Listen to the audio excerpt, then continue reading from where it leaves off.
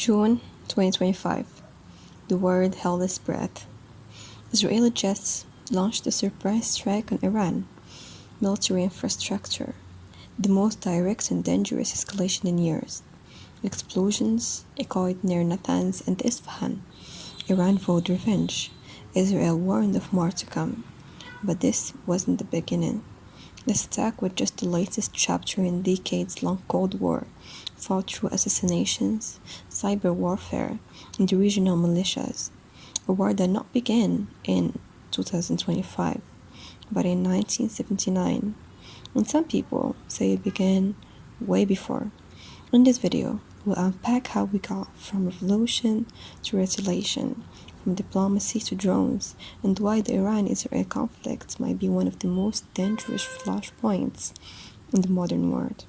To understand today's war, we have to go back to the very beginning. This is the forgotten history between the Iran-Israeli conflicts. The beginnings of Jewish history in Iran dates back from later biblical times. The biblical books of Isaiah, Daniel, Ezra, Nehemiah, Chronicles, and Esther contain references to the life and experiences of Jews in Persia. In the book of Ezra, the Persian king Cyrus the Great is credited with permitting and enabling the Jews to return to Jerusalem and rebuild their temple. Its reconstruction was carried out according to the decree of Cyrus and Darius, king of Persia. This is said to have taken place in the late 6th century BCE, by which time there was a well-established and influential Jewish community in Persia. Persian Jews have lived in the territories of today's Iran for over 2,700 years, since the first Jewish diaspora, when Shalmaneser V conquered the northern kingdom of Israel and sent the Israelites into captivity at Khorasan. In 586 BCE, the Babylonians expelled large populations of Jews from Judea to the Babylon captivity. Jews who migrated to ancient Persia mostly lived in their own communities. In the 17th century, Persia converted to Islam, but unlike its neighbors, Iran adopted Shiite Islam during the 1500s under the Safavid dynasty. The Ottoman Empire, ruling Jerusalem, remains Sunni. So now, you have a religious and geopolitical divide that will shape centuries of tension. Jerusalem becomes a symbol, not just for Jews and Christians, but for rival Islamic empires too. In 1947, Iran was one of the 11 members that formed the Special Committee on Palestine, charged to investigate the cause of the conflict in Palestine mandates, and if possible, devise a solution. After much deliberations, the committee presented a partition plan for Palestine, which has the support of 8 out of 11 members of the Special Committee on Palestine. Iran, along with India and Yugoslavia, opposed the plan, predicting it will lead to an escalation of violence.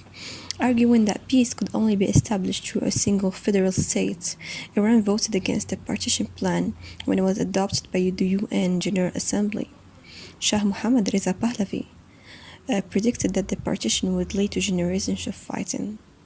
After the establishment of the State of Israel in May 1948, Israel and Iran maintained close ties.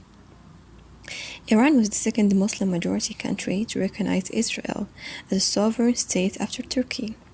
After the 1953 coup d'etat, which reinstalled the pro-Western leader Mohammad Reza Pahlavi as the Shah of Iran, relations between the two countries significantly improved.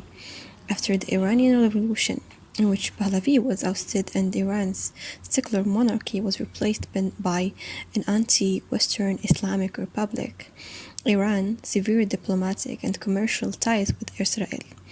Although relations continued with poverty during the Iran-Iraq War from 1980 to 1988.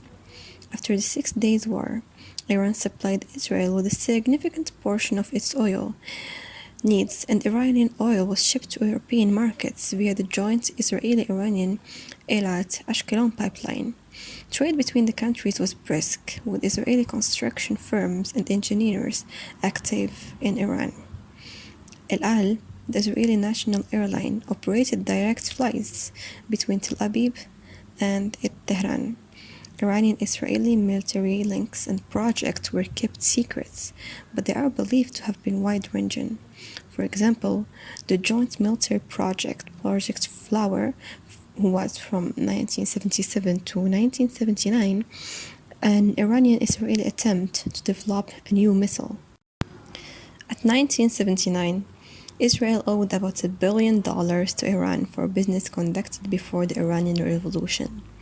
Ruhollah Khomeini championed the Palestinian people before he became Iran's supreme leader in 1979. He also criticized the Pahlavi dynasty's ties with Israel, viewing Israel as a supporter of the Pahlavi regime. In the Iraq War, Israel secretly sold weapons to Iran, especially in the early years of the war.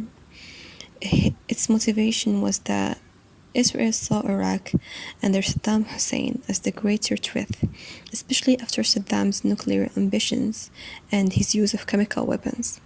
A prolonged war between Iran and Iraq weakened both countries, which suited Israeli and even some Western interests at the time. Since 1986, Iran and Israel have been engaged in a proxy conflict that has greatly affected the geopolitics of the Middle East. The turn from cold peace to open hostility began in the early 1990s, shortly after the collapse of the Soviet Union and the defeat of Iraq in the Gulf War. Israeli Prime Minister Yitzhak Rabin's government adopted a more aggressive posture on Iran, and the Iranian President Mahmoud Ahmadinejad made inflammatory statements against Israel.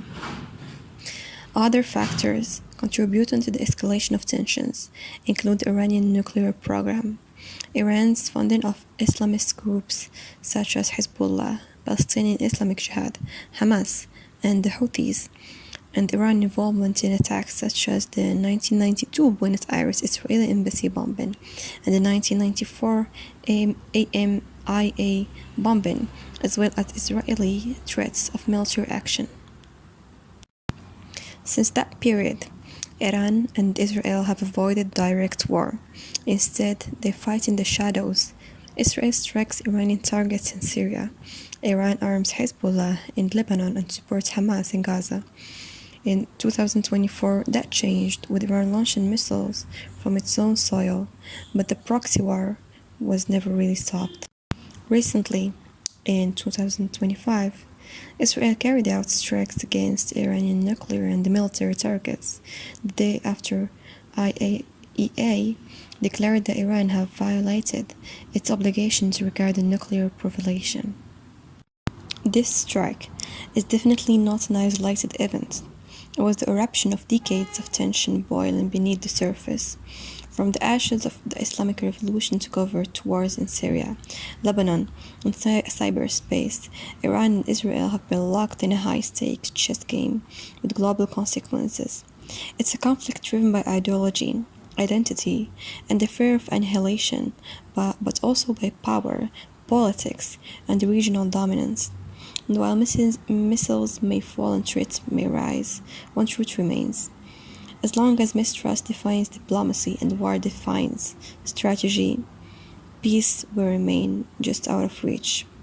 The world watches, the region braces, and history continues to write itself in fire and silence.